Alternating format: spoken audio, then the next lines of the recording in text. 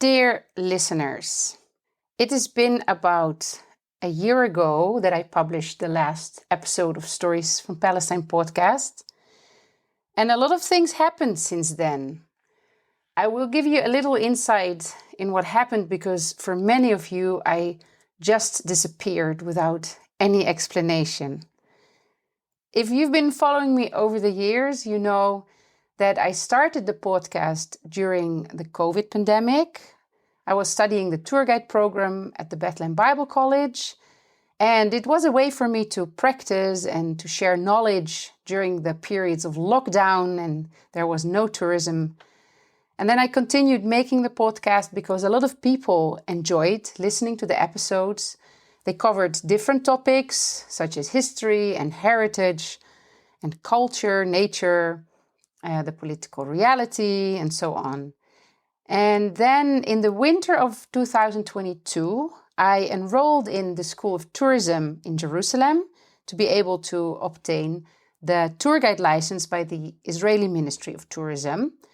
And that was a very interesting experience to study with both Palestinian and Israeli students in the same program where we heard a different narrative of the history of the same geographic location that some people call Palestine and others call Israel. And I was surprised to find out that all of the Jewish students were immigrants. But of course, it was logic because they chose to do the English course as their Hebrew language wasn't strong enough.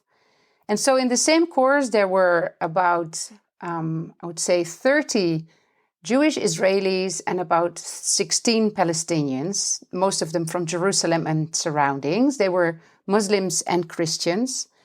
And it was interesting to realize that most of the Jewish students didn't grow up with any awareness of the fact that there was a native population in Jerusalem, Christian, Muslim, rooted in the land and rooted in the history. It seems that they grew up believing that only Jewish people had a strong tie to this holy land. So during the first month of the course, they were really learning about the generations of Palestinians that were living on the land. They were learning more about the Christian religion, the Muslim faith, the importance of Jerusalem and many holy sites for these communities. And in return, also, the Palestinians were learning, for example, about the history of anti-Semitism in Europe, because anti-Semitism was never a phenomenon in the Middle East. It's a typical European phenomenon. They learned about the Holocaust, and they learned about the ideology of Zionism and how Israelis see the Zionist movement and how they see the influx of Jews as immigrants to Palestine in that context. They described it as a land without people, or if they mention people, they only talk about them as Bedouins that had no real connection to the land.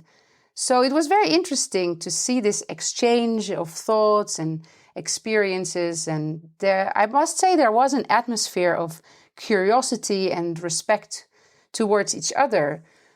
But then on the 7th of October, then everything collapsed. It turned out that they were building a house of cards and it all collapsed completely. There was fear. There was no trust, a lot of assumptions. The Jewish students seemed to be waiting for the Palestinians to condemn Hamas. The Palestinian students didn't feel in any way compelled to do that, as they had never asked from the Jewish students to condemn the violence by the Israeli army towards Palestinians. So there was a huge elephant in the room, and there was no room for questions or critical notes. Personally, I have received some hateful messages. This happened after I reposted something on social media that asked questions about what exactly happened on 7 October. And fast forward in time now, we know that some of the news that came out directly after was not accurate. But in those first weeks after this big shock, there was no room for discussion. And I experienced that time as very intimidating. It was better to be quiet. If I wanted to obtain my tour guide license, I should not talk, I was told. And I was also told that I should not have empathy with Palestinians in Gaza because they brought it upon themselves. So that was the atmosphere. And I decided to stop the podcast and to focus on my studies. I have been able to pass both the written and oral exam with very high marks. I really enjoyed the studying, and I'm very happy that I did it, that I am now a double licensed tour guide. And I think I am the only one in the country with 2 licenses. I've learned a lot. I've learned both narratives of the same geographic area. And I have seen the suffering and pain and loss around me. There is suffering on all sides. And I do think it is important to have empathy always with everyone, because that is what keeps us human. Daily I try to sit in meditation and to manifest true peace and justice in this land for all my friends, for everyone who lives here, for my children, for the future. After the exams, I really needed a break, and I spent a long holiday in the Netherlands. And now I returned, the kids are back to school, and obviously there are no tourists again. So what better to do than to continue sharing stories through the podcast? I'm currently working on new episodes. I may change my approach a little bit and have episodes recorded as I travel around, meet people, join activities and so on. So just to give you a kind of audio diary update on what's happening around here.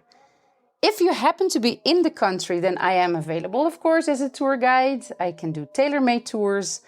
I will also be posting on my social media accounts tours that I want to organize for locals and expats who are in the country. The first tour is actually planned on Saturday, the 21st of September. It will be a tour of the Holy Sepulchre Church in Jerusalem. And next week, there will be a first real podcast episode. It's an interview that I already recorded back in April with Youssef Khouri. He is a Christian Palestinian from Gaza who lives in Bethlehem. And that episode was recorded during an interview I did for the new book Daybreak in Gaza that will be published on the 3rd of October. And you'll hear more about that if you listen to next week's episode. That's what I wanted to share with you for now. Please tune in again whenever there is a new podcast episode. You can click the notification bell so that you get notified when a new episode is online. And you can follow me on Instagram or Facebook. And of course, since I don't have an income in tourism now, I am very appreciative of any donations that you want to make through my Ko-fi page. The link is in the show notes.